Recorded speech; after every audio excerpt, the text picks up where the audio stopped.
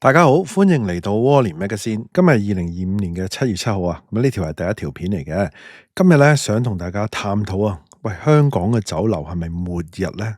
成個好似咧團滅咁喎，排隊執笠啊！我會咧同大家咧講下最近咧嗰啲執笠啊或者巨蝕嘅酒樓嘅情況，同大家快速盤點一下啦。啱啱咧亦都收到消息喎。聯邦皇宮喺屯門嘅老店又執笠啦，哇！執剩2間咯，咁嚟緊2間會唔會租約完咗就跟住咧會同大家討論下，到底啊點解佢哋會蝕咁多，會咁樣執法？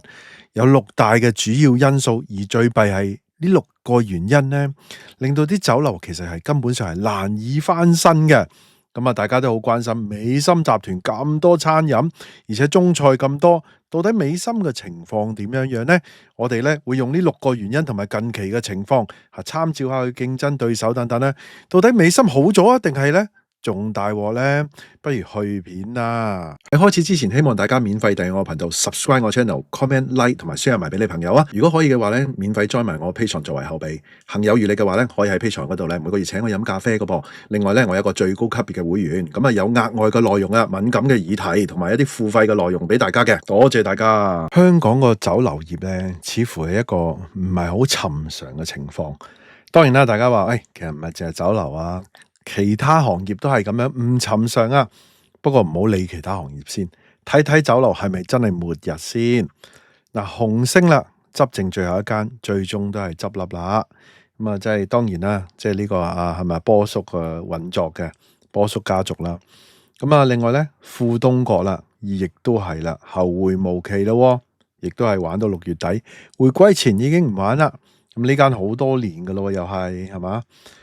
跟住咧就係咧新蒲崗60年啦，執完又執，轉咗型做埋兩餸飯咧又執笠啦。成日都話各有原因啦，係嘛？好啦，富臨啦，不斷咁樣 cut 店，仲要係咧轉虧喎，今年賺咧唔係賺啊，sorry啊，係唔係賺少咗啊？係真真正正咧真金白銀咁樣咧蝕咗6400萬啦。點樣蝕落去咧？繼續蝕落去？話依家搵錢好難㗎喎，係嘛？跟住咧，頭先除咗即係關店都係執啦，係咪？都係即係講緊即係唔係全線，但係咧一路執嗰啲店，但係仲要蝕錢。稻香咧都唔好過喎，佢不斷關店我見到有人話咧，佢今年好似關咗13間店㗎咯喎，有冇咁多啊？但係咧唔好理佢關幾多，原來咧。呢個咧係講緊明報噶，原來去年咧最多蝕5800萬啊，下下咁樣蝕法係嘛？以前咧講緊賺少咗30%，賺少咗70%，我記得佢之前好似話賺少咗70%啊，賺少咗幾成，已經好大鑊噶啦，去到蝕啊，唔係賺少咗啊。你諗下啲酒樓咧係咪好難搞咧？係嘛？跟住今日嘅主角啦。就係聯邦酒樓咯。講到聯邦集團咧，或者叫聯邦酒樓集團啦，佢哋咧係香港中式飲食界嘅都係傳奇噶啦。原來佢哋咧1972年咧由4位創辦人啦，包括譚啟明啦、譚太啦、程基同埋咧鍾日文創立嘅。依家你哋見到呢幅相咧，係1974年喺西環嗰邊噶。最初咧，佢哋叫金輪酒樓喎，後嚟喺1976年開咗油麻地嘅國賓大酒樓啦，奠定咗基礎啦。1977年咧，佢哋仲試過咧，曾經為日本嘅 TBS 電視台咧整一席咧滿漢全席，動用成100幾人啊，3個月嘅準備，通過咧當年啊，成日好興話人造衛星咁樣直播到日本啦，連汪明荃咧都係座上客。當時嘅風頭咧一時無兩嘅喎，去到1981年嘅時候咧，集團喺長沙灣青山道咧開咗第一間聯邦嘅品牌酒樓嘅。之後咧統一啊用咗呢個叫做聯邦呢個名噶啦，仲有個口號添啊，住在香港，食在聯邦。哇！你諗下幾有氣勢。去到90年代嘅時候咧，佢哋咧跟隨消費模式嘅轉變啊，選址啊，通常咧係啲大型商場啊，同埋地鐵附近咁啊。我記得周圍都係嗰陣時，除咗旺角咧，好似鑽石山啊、荷里活廣場都有一間聯邦啊。咁啊，仲開拓咗咧叫京川湖菜、潮州菜啦，甚至乎咧西餐同埋快餐店噶。最誇張嘅就係咧，2014年咧，佢哋斥資過千萬咧喺啟德郵輪碼頭咧開設呢個聯邦宴會中心啊。咁啊，呢個大鑊啊，斥資咁多錢啊，咁啊，最終咧都係執笠收場嘅。雖然咧可以延開70席，飽覽呢個維港美景。但係咧冇計啊，嗰度真係死症嚟噶。咁啊，啟德我都講咗好幾集啊，啟德點解係死症啊？咁啊，你話係咪開早咗啊？依家係咪好多啟德嘅入伙會唔會好啲咧？咁樣啊，咁有機會再傾啦。咁啊，橫掂都係已經執咗噶啦。依家咧聯邦酒樓集團咧只係剩翻咧鑽石山荷里活廣場同埋咧北角港運城嘅聯盛宴2間分店啊。咁啊，相比以前嗰個盛況咧，真係買少見少啊！咁啊，從一個飲食王國咧，到依家咧分店咧一間間咁樣執笠啊！後面咧，我會同大家分析到底咧咩事咧咁樣嚇。咁啊，中式酒樓咧，其實唔單止係食飯嘅地方啦，咁啊都係好多香港人嘅集體回憶啦。咁啊，聯邦皇宮啊，佢嘅霓虹招牌，大家見到呢個畫面啊。其實係好多街坊童年嘅回憶嚟噶，咁啊飲茶食點心啊，同埋家庭聚會同節日啊慶祝啊咁樣啦，重要嘅場合。咁啊網民話咧，佢留言喺嗰個咩群組嗰度，執笠群組嗰度，由細啊食到大，見證咗咧酒樓同埋社區嘅聯繫啊。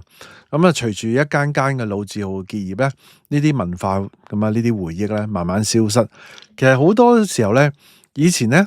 好多即係老一輩嘅可能喺啲酒樓結婚嘅，咁啊細一輩嘅亦都參加過長輩嗰啲婚禮啦，咁啊亦都有擺滿月酒啊等等好多咁嘅經歷，同埋有啲可能係已經走咗嘅，可能好至親啊至愛嘅親友啊，都係即係可能成日去嗰度食飯啊飲茶啊，或者係禮拜六啊逢禮拜日啊夜晚就喺嗰度食噶啦，咁啊好多印記嘅，咁啊讓網民提議。政府同業界咧可以做多啲推廣，保留咧傳統嘅茶飲文化，例如咧舉辦茶飲節啊，將咧酒樓嗰種霓虹燈管招牌咧列入文化遺產。嘥氣啊！呢個拆晒啦，依家就嚟係嘛拆晒啦。話咧希望留住香港獨特嘅風味。咁啊亦有聲音話咧，酒樓要同年青人個喜好接軌，例如推出健康點心啊、素食選擇，吸引呢個新世代嘅支持。好啦，點解啲中式酒樓一間間咁樣執笠咧？咁你話佢經營不善又成，人哋都咁多年，咁個別可能呢間差啲，嗰間冇心機做啦。但係咁多間一齊，你真係好難去說服，真係去個別差或者係點噶嘛？好似富東閣都唔錯噶，係嘛？做得都唔錯，食都幾好食噶喎。咁啊，好多已經做咗咁多年啦，佢突然之間會轉差得咁緊要咩？係嘛？咁啊，其實咧，我總結咗咧主要嘅6個原因，而最弊咧呢6個原因咧，似乎冇翻身嘅機會，即係話咧佢哋會繼續再執落去嘅情況啦。咁啊嗱，第一啦，咁啊經濟不景啦，嗱咁啊呢個經濟不景咧，似乎香港唔係呢個叫做周期性，係結構性。嗱，好多人講過，好多專家講過啦，係嘛？咁啊呢啲經濟咁樣差咗啦。大家自然嘅消費意欲咧就減低咗，咁啊街坊咧就少咗出街食飯，咁啊最弊係咩咧？唔係淨係個人喎，嗱，其實咧酒樓咧好多個 revenue 咧或者係嗰啲收入啦，都係啲公司啊，由咧好耐以前80年代最興噶啦，咁啊有一段時間係啲地盤啦，係嘛？嗰啲2判3判啊，地盤佬咧。最中意咧就去酒樓食飯嘅，咁啊2、3盤啊，咁啊吹雞，咁啊咩節物節啊，嗰啲咩鮮絲節啊，咩老班鮮絲啊，sorry啊，咁啊咩尾牙頭牙諸如此類嗰啲咁嘅嘢，即係春茗啊，仲有一啲咧大嘅公司啦，包括啲跨國公司啊等等啦，咁啊呢啲公司咧生意唔好撤走嘅又撤走。咁啊，甚至乎地盤咧冇糧出添，咁你冇咗呢一班客，咁啊酒樓其實咧都好傷嘅。喂，最弊咧，依家咧大家慳皮，團年飯啊、慶功宴呢啲咧，翻去大陸搞到你話大唔大鑊咧？咁啊，第二啦，大家成日講噶啦，北上消費新常態啦。嗱，最近咧中大咧就話用咗支付寶、Alipay 嗰啲數據話，喂，其實啲人咧食嘢都喺香港嘅，係買其他咩家品嗰啲先喺大陸啫。咁啊根本就唔影響香港。其實啊，此言差矣啊。咁啊，雖然佢係中大啊，但係我都係要平視嚟到去論理噶嘛，係咪先？根本上啊，嗰啲人啊，你話喂去北上係買第二啲嘢，唔係話食飯，大佬啊！酒樓最重要係咩？最重要係做假日啊嘛。咁嗰啲假日乜節物節，嗰啲人走晒上去，就算佢哋主要唔係上去酒樓食飯，你啲人走咗，咁你邊度有人去食飯呢？同埋唔係全部人走咗，走咗一班人。咁酒樓食飯係興咧大台啊，或者係幾個親友啊，即係可能一個聚會嚟噶嘛。可能係家庭聚會疏堂嘅，或者係比較親啲嘅。可能都係好多人噶嘛，姨媽啊、舅父啊、大舅父啊、姑姐啊等等咧聚埋一齊，阿爺阿嫲啊咁樣係嘛？咁啊，如果咧佢哋都唔齊人，咁啊你都唔會食飯啦喺個酒樓係嘛？第三咧，我覺得咧，除咗經濟之外咧，呢個都係最嚴重嘅問題啊！講緊呢啲移民人口咧，其實走咗50幾萬，有啲人吹到話150萬，有冇咁多咧？50幾萬係可能係嗰啲。即係乜嘢移民計劃、乜嘢移民計劃嗰啲啦，係嘛？最近嗰啲加拿大啊、英國啊等等啦，有啲澳洲出入境。咁啊，其實咧，坦白講，有啲人咧，佢根本已經係有外國護照翻去，咁嗰啲可能都計唔到數嘅。咁啊，所以咧，我用少嘅嚟到計，都50幾萬。咁啊，所以啲人咧飲茶嘅越嚟越少。你走咗好多中產咧，更加唔使錢添。咁啊，好多咧。本身可能基層嗰啲都會去，咁啊依家經濟咁樣咧又少咗啦。咁啊仲有連帶乜嘢咧？我仲想講多一樣嘢先。移民走咗咧，令到頭先我講咧中式酒樓其中一樣嘢好重要嘅功能咧，就係咧幾個家庭咧親友咧係聚埋一齊嘅定期嘅聚會或者節日嘅聚會做節啊等等各方面。咁啊好多時候咧呢啲咧少咗一批人咧，咁咧嗱。一來咧食嘢嘅少咗啦，二來咧其實咧可能大家就搞下就唔出嚟啦，連原本喺香港嗰啲都唔出嚟，咁啊可能阿爺阿嫲喺度啊，仲喺度啊，或者阿姨媽啊、大姨媽啊嗰啲喺度，但係咧大家唔出嚟啦，咁連喺度唔出嚟，咁啊少咗咯。咁另外咧連帶有一個都幾重要問題，比較少人提嘅就係咧，其實以前咧你會好多人送禮噶嘛，嗱你大家見到大班執笠啊。都唔等到啊！即係月餅啊，係嘛？粽啊嗰啲係嘛？其實咧啲酒樓咧，其實都好靠呢啲嘅喎，賣下粽啊，賣下月餅啊，有啲嘅追數追到咧，要啲員工都要買嘅喎，啲月餅嗰啲。個問題嚟啦，咁當大家即係已經少咗呢啲送禮，啲人都移咗民啦，咁你點樣去酒樓買咧？點樣去送咧？咁啊少咗好多呢啲生意喎，大家有冇計呢方面嘅先？咁另外咧，擺酒請嘅人少咗啦，咁仲有根本上擺酒嘅人都少咗啦。當然啦，你再數翻早啲，唔係講近年，好多擺酒都轉咗去係嘛酒店，但係唔係個個去酒店噶嘛。你諗下，吸溫嗰啲都少咗啲酒席，少咗好多。結婚嘅人係咪應該少咗啊？又係嘛即係人口又老化啦。咁啊，即係人口老化咧有問題。你人口老化係睇在後面先大鑊嘛？細嗰啲長大啊，咁啊慢慢就結婚啊，人生嘅歷程係嘛？咁你依家喂結婚少咗，生 BB 少咗，咁啊滿月酒又少咗。其實好多樣嘢咧，令到呢個酒樓咧出現呢個問題噶。好啦，咁啊另外咧，酒樓自身當然都有問題啦。咁啊屯門呢個咧呢個 case 啊。啲街坊話啲嘢食物質素下降，點心咧鹹到死，又唔新鮮，服務又差。其實咧連鎖反應㗎。可能侍應掛住吹水，冇心機打招呼。咁佢話呢啲係酒樓嘅流失個客源嘅原因。連鎖反應係咩咧？你越少生意，佢哋就越要 cut cost，越要慳錢。大家樂大快活都係㗎，嗰啲嘢越嚟越彈性，越嚟越細嚿。係嘛？又越嚟越預製。侍應點解吹水啊？以前咁忙啊，邊有時間吹水啊？係嘛？冇心機打招呼，生意冇，大家都驚住份工又冇得做，梗係冇心機啦，係嘛？咁加上租金昂貴啦，人工貴啊，都話啦，人工貴呢樣嘢冇得搞噶。你同大灣區融合之後，人工拉平翻，跟住啲外勞一路嚟嚇，跟住你即係可能打破嗰個咩最低薪酬啊，諸如此類，我唔知啊。呢啲營運成本上升啦，其實酒樓咧都幾難維持呢個質素同埋合理價格啊。頭先講咗啦，其實佢本身嗰個假日你都冇咗，咁你點搞咧？係嘛？有啲人話喂，即係酒樓好大開支啊，嗰啲電費嗰啲咧，如果你假日冇咧，你冇理由假日閂門噶嘛，係嘛？咁啊，另外咧就係嗰個消費模式轉變啊，年輕一代同埋消費者咧傾向咧去新派餐廳啦，同埋咧叫外賣，仲有兩餸飯啊！我想話咧。好幾間酒樓已經轉做兩餸飯噶啦，稻香都有做兩餸飯，頭先嗰間咧德龍都有做兩餸飯啊，都係搞唔掂。咁你只係咧，你啲嘢係中菜啲係貴啊嘛，你做兩餸飯你同人哋平價鬥，咁你咪再減低個 revenue 咯，咪更加難做咯，係嘛？好啦，另外咧最後一點咧，我覺得咧呢個真係幾弊嘅，就係咁樣見到咁樣嘅酒樓咁樣執法。包括咧吸引啲少少生意又成，係嘛？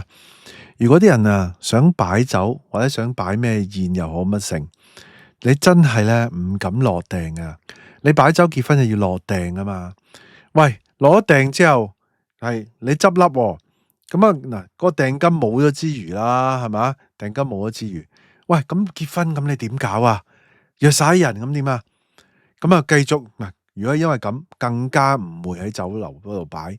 咁真係咧惡性循環啊，雪上加霜啊，咁搞法。所以你話頭先我講嗰啲嘢，邊有得翻身？你要解決呢個問題，喂，你點樣解決人口老化問題啊？解決唔到噶，係嘛？移民你等啲人回流啊，哇，回流二次傷害添啊！移民嗰下已經艱辛啦，當然啦，好多人好有錢，其實都唔使諗做或者係成，但係。你話移民仲要做嗰啲，你翻嚟又要面對香港呢種經濟二次艱辛，仲有咁多人翻嚟，如果真係回流大鑊真係個失業數字我都話唔敢想象真係。咁仲有依家好多 AI 取代咗啦，係嘛？嗱咁第三節啦，嗱最後咧，我想同大家講下美心。嗱，其實講到美心咧，其實佢哋係最大嘅中菜啦。呢度有少少聯邦酒樓嘅歷史啊，俾大家望一望先啊。Sorry 先唔記得咗。呢個當時40年50年噶啦，依家嗱講翻美心啦。嗱，有咁多間酒樓，你哋有冇去啊？有冇去過？其實有好多都幾貴嘅，八月花嗰啲好似都幾貴噶。咁你哋覺得佢係咪好多人呢？嗱，好多朋友話俾我聽咧，就算係嗰啲咧平價啲嘅酒樓咧，以前咧。要等位要剩嘅，依家好快有位。以前咧飲茶人山人海喺門口等噶嘛，依家係兩件事嚟嘅。咁美心仲要咁貴，仲要中產走咗移民，咁樣仲唔係首當其衝咩？啱唔啱啊？你諗下點搞啊？美心係嘛？我都幾相信啊，即係我啲有啲即係朋友做美心都聽佢哋講吓，應該都唔容易啊。呢啲中菜，我估計咧。應該美心嘅中菜咧，估計全部都蝕嘅，應該都係蝕嘅，唔係全部都係7-8成嘅。嗱，如果美心聽到咧，唔係賺噶，或者點樣咧，不妨咧話俾我聽，我可以咧出條片話，喂，原來我賺嘅，美心賺嘅，點犀利點犀利，冇問題嘅。當然咧，一定要係事實啦，係嘛？嗱，我想話咧，到底喂咁多其他嘅執笠。美心有冇 benefit 到咧？會唔會 benefit 到啊？梗係唔會啦，少少會啩。問題係啦，啲人中唔中意去美心食先？喂，如果真係中意佢嘅，唔介意嘅，中意嘅，其實唔使人哋執笠，啲人都會去美心食噶啦，啱唔啱啊？其他人執笠就係因為唔夠做啲生意啊嘛，係嘛？你話係咪完全 benefit 唔到？我覺得係有啲會留咗去美心，但係咧應該唔能夠係即係一個成件事。大改變嗰樣嘢咯，同埋頭先面對嗰啲嘢一樣噶。嗱，嗰啲即係粽等等月餅嗰啲一樣少咗人買噶。好啦，咁當然啦，有啲人話喂，大班執咗冰皮冇咯，得翻美心有冰皮。嗱，咁我相信都有啲留到俾佢嘅，但係到底留唔留到俾佢，令到佢做得起嚟咧？係咪？仲有嗱，呢啲中菜啫，其實美心仲有其他噶嘛。咁到底嗱，佢有美心快餐噶嘛？其實你好容易知道嘅啫。